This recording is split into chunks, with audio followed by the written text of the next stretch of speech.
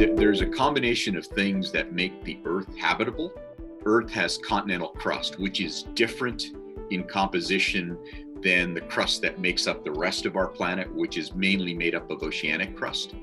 It's less dense, which makes it ride higher within the Earth, which is why it's above sea level. You expose it to the atmosphere, and in the process of weathering continental rocks, you draw down some of the CO2 from the atmosphere, which if that didn't happen, the Earth would be a runaway greenhouse, and we would become like Venus, where the surface temperature is 400 degrees Celsius.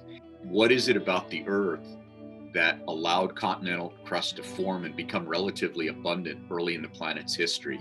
My PhD student is studying this part of the Canadian Shield, which is sort of directly north and east of here. And it could hold a key to a part of the Earth's history.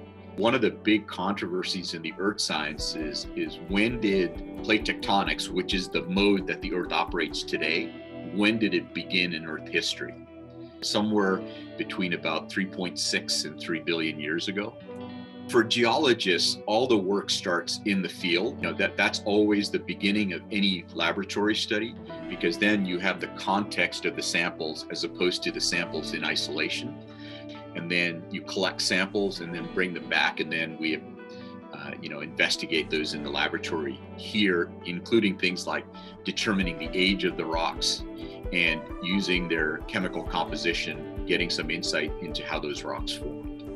I've always felt that the most important contribution we make as academics is what we invest in our students. But you can see this transition over like the 4 or 5 years of a PhD student. By the end, you sit there and you're listening to them, and they're teaching you more than you teach them. And that's always really exciting to see.